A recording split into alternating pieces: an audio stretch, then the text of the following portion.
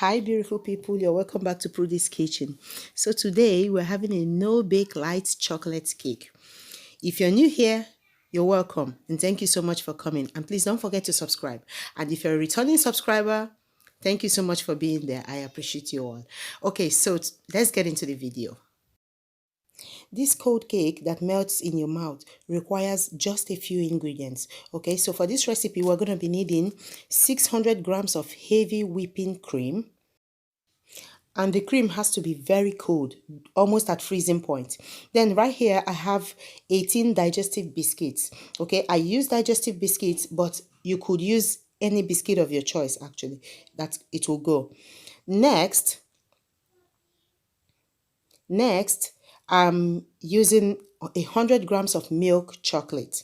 If you want to use dark chocolates, you could use it, but it's going to be too bitter, so you would have to add sugar to it. And then right here, I have 70 grams of butter and 200 grams of condensed milk. The condensed milk has to be cold too. Okay. Next, I'm going to be adding 250 grams of mascarpone cheese. Cold too, of course, because the cheese has to be in the fridge. Okay, so first, I'm going to melt my chocolate and my butter in the microwave. Okay, I'll pause it for 30 seconds each until it melts completely. Not hot, not burning, just melting it. Okay, so right here, my butter and my chocolate has completely melted. And I'm going to let them cool down because it's still a bit warm. Okay, since I'm adding them to the cold things, they have to cool down completely before I continue.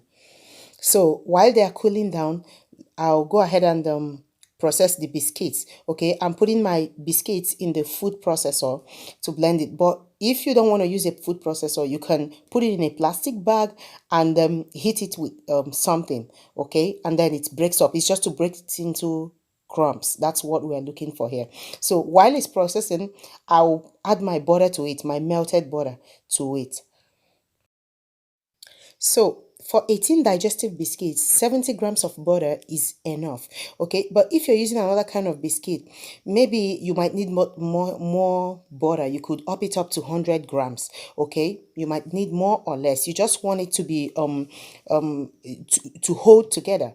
Okay, while you put it in the baking pan. So right here, I have my baking pan already lined with parchment paper, and I'm transferring my biscuits into it. Okay, so I press it down, I level it up, make it level at the bottom, and then press it down with a cup.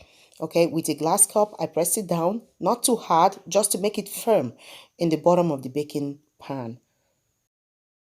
Okay, so right now we're done with the base of the cake. So let's go ahead and make the cream. Okay, in a bowl, I added my heavy whipping cream. And then I went ahead with my hand mixer and beat it to stiff peak. Okay, that's what we're looking for, stiff peak. You turn the bowl upside down after beating it and the cream doesn't fall off. Okay, then I set it aside and then mixed up the other ingredients in another bowl.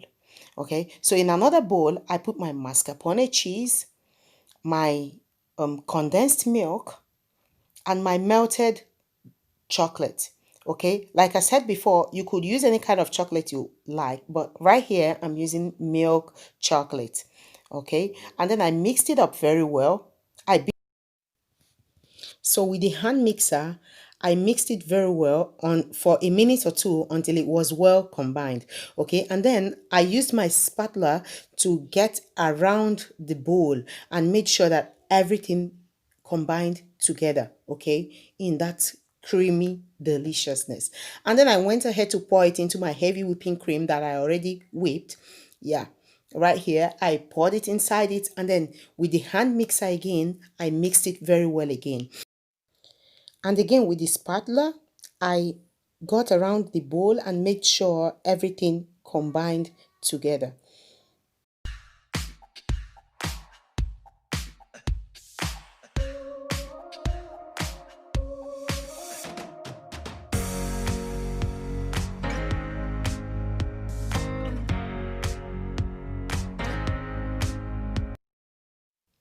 So right here, my cream is well mixed up.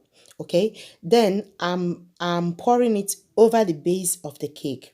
Okay, so I poured it all over the cake, and then I, with my spatula, I leveled it up. Okay, made sure it's smooth and level all over. So at this point, you could put it in the fridge if you want to, but I wanted a little bit of chocolate design on it.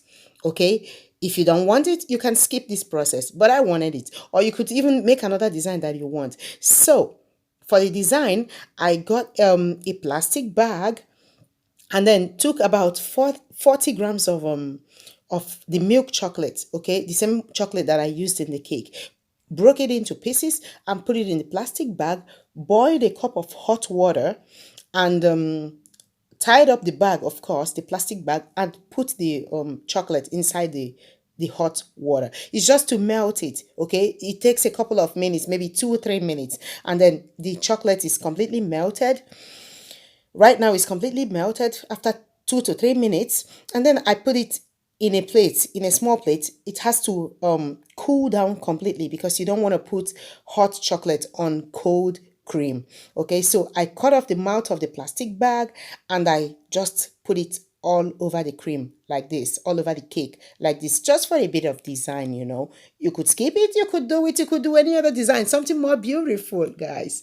Okay, so then I put my cake in the fridge for 3 to 4 hours. Okay, it has to rest 3 to 4 hours in the fridge or even overnight.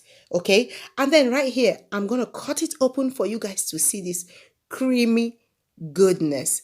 It was so good, it was so smooth in the mouth. Oh, so I'm cutting it right now so you can see. And before you cut it, first of all, you have to boil water. I boiled water. I dip my knife in hot water. Okay, so that gives a clean cut. Okay, and after each cut, I put it in hot water again, cleaned it again, and then put it. So the knife has to be clean and hot each time you're putting it in the cake. And that, like that, it gives you a clean, beautiful cut. For the ingredients and the exact measurements that I used, it's in the description box below. So don't forget to subscribe if you haven't done so. Thank you so much for watching me. So we are going ahead now to devour this cake. See you next time. Bye.